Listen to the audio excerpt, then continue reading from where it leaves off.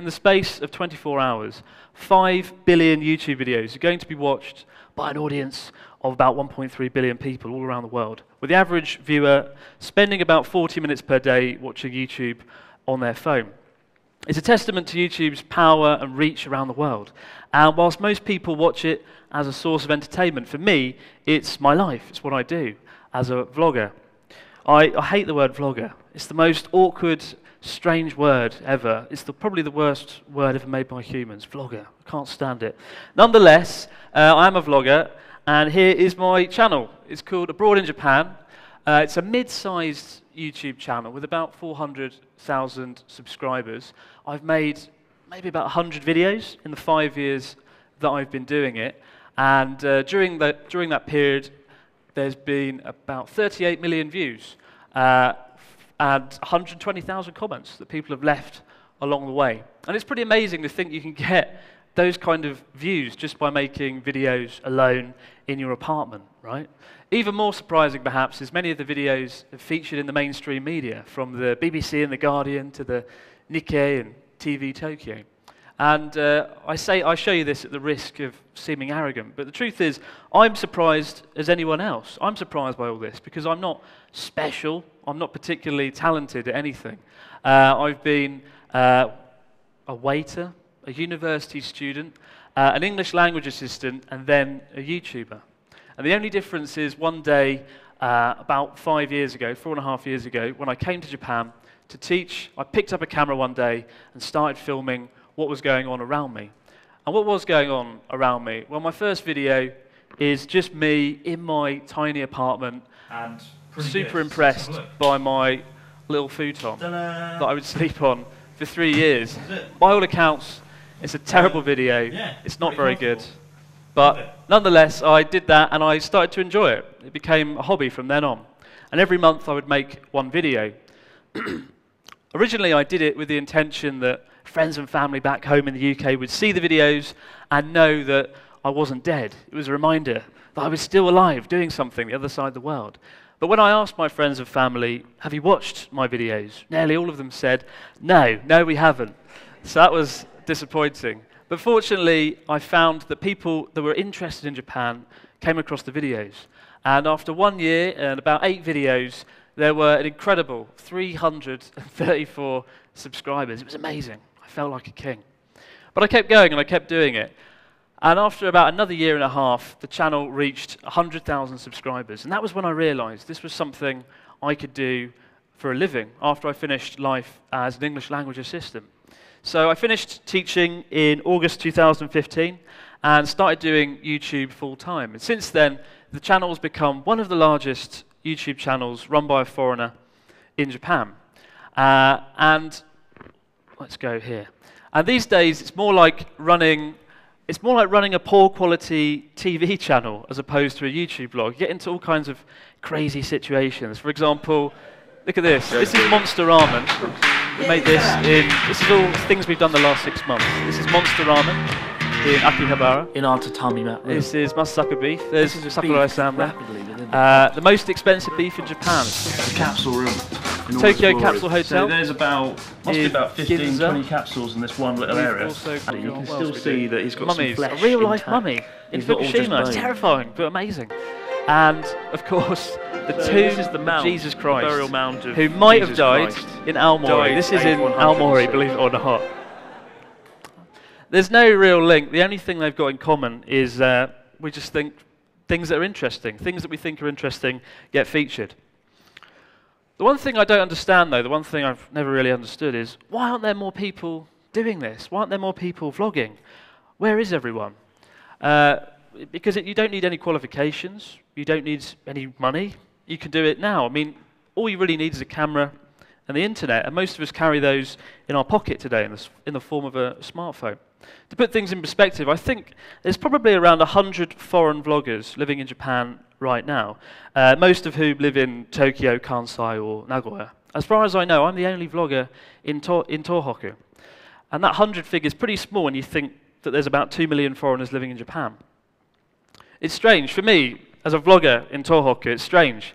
It's like being at a party that anyone can join, anyone can be a vlogger, but nobody is coming.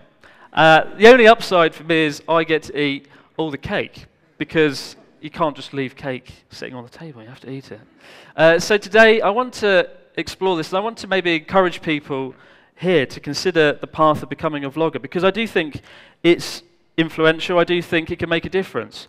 So hopefully by the end of the talk, some of you that have put your hands up earlier might actually consider it. It does have an impact. But the first thing you need to ask yourself is, what do you want to share as a vlogger? What do you want to talk about? Maybe it's an opinion, maybe it's a place, maybe it's your hilarious cat. I don't know, anything. The thing you want to share will be your guiding star when you become a vlogger. In my case, when I started, I was a British guy living in Japan. I was very confused every day, and I thought this sort of lifestyle was quite an interesting thing to share with people around the world. A rare glimpse into life in Japan. The thing I tried to share today, though, the thing I try to focus on is TOHOKU itself, a place that I've lived for 5 years, a place I love and call home, a place I feel a real strong connection with. I always say TOHOKU is Japan's best kept secret, but despite the fresh, delicious food and the warm, friendly locals and the beautiful scenery, TOHOKU has a problem, and the problem is nobody's coming here. As we heard earlier, 24 million foreign tourists came to Japan last year, and just 0.9% came to TOHOKU. 0.9%. Huge region, 6 amazing prefectures, just 0.9%. It's not that great, is it?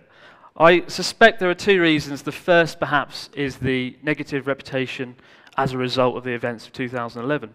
But even more than that, I would suggest that it's because people just simply don't know all the amazing things that are here. I picked up a Japan sightseeing guidebook the other day and had a flick through. And Tokyo had 60 pages of the sightseeing guidebook. The city of Kyoto had 40 pages. And TOHOKU region, the entire region of TOHOKU, just had 15 pages. It's a tiny amount, isn't it? So either there's nothing here in TOHOKU, or it's just not getting the attention it deserves. But what is there in TOHOKU? How about Japan's biggest morning market? A culinary wonderland, 250 stalls and 20,000 people go every week. It's an amazing place. If you like food, you're going to love it here. And it's got the world's greatest mascot. This squid character, an unofficial mascot, is amazing. But it's in Hachinohe, in TOHOKU. How about Japan's greatest food challenge, the Wankosoba Noodle Challenge, where you have to stuff yourself with as many bowls of soba noodles as physically possible before you explode. That is in Morioka, in TOHOKU. And then how about a real, actual cat island? Just 2 hours over that way, an island crawling with hundreds of cats. It's ridiculous. It's like Japan's answer to Jurassic Park, but with less dinosaurs and less Jeff Goldblum. But it's amazing. 2 hours over there, in TOHOKU. A fox village, an actual fox village. One of the most stunning hot spring towns, Ginza Onsen, Yamagata, and a real-life mummy. It's all here, all in TOHOKU. Now more than ever, TOHOKU needs people to pick up a camera, especially those who live locally, and to help shake off that negative reputation and to try and promote all the amazing things that are here.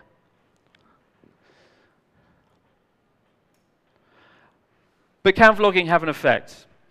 Well, the first thing we can explore is the views. How many views do the videos get? So last year I took part in a competition. I won a competition called TOHOKU 365 to travel all around TOHOKU's 6 prefectures and make articles and videos about the food. And it was a great journey. I had to eat out 2 times every day for 1 month. So I put on 5 kilograms in just 1 month. So be careful if you win a food competition. But it was great, and we've released the first 2 videos, one for Miyagi and one for Iwate. And together, the 2 videos have generated 950,000 views. Almost 1 million people have had a glimpse into TOHOKU's cuisine, which is really exciting. And if you break that down, if we look at this video here, 6 must-try Japanese foods for Iwate, you can see the top 20 most popular countries where people have been watching that. And I think it's so cool when I look at that, and I imagine 13,000 people in Germany having a glimpse into TOHOKU's cuisine, or 7,000 people in Sweden. It's important to remember that those aren't just numbers on a screen, right? Those are people. And it can be really easy to forget that. But you have to remind yourself of it. It's really important.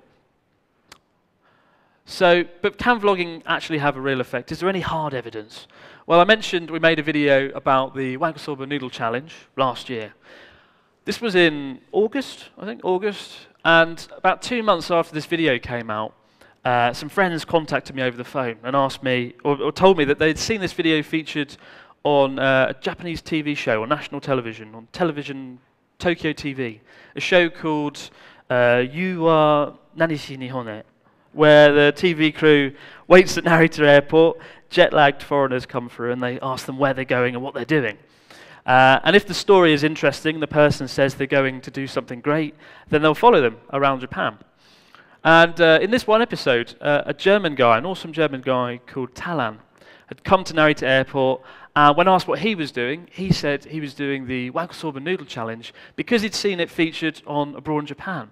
And they played this video on the show as a kind of introduction, as a prelude to his adventure going to Morioka. And the TV crew followed him to Morioka, and good for him, he ate 100 bowls. So he hit the target. You need to get at least 100 bowls to succeed at the Wankosoba Noodle Challenge. So that was great.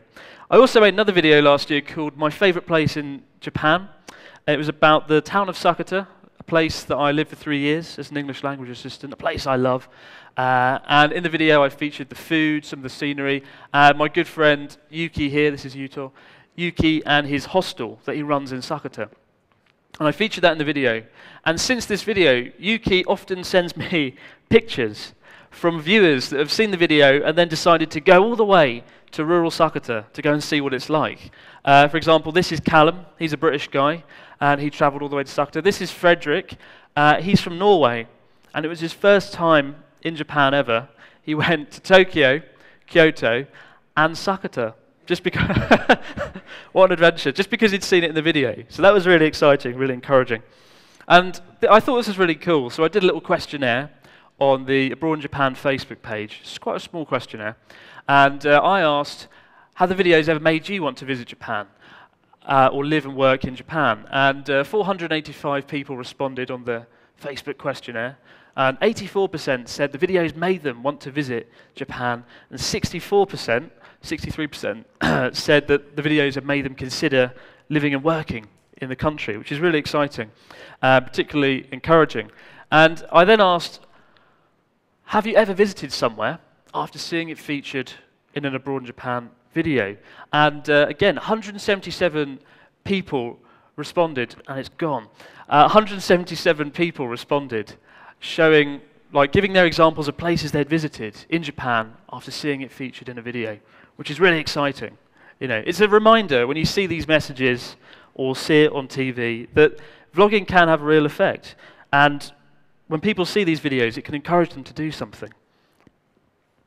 I think we all take it for granted, the internet these days. It's amazing that you can make a video, put it on the internet, and instantaneously someone on the other side of the planet has a glimpse of your world.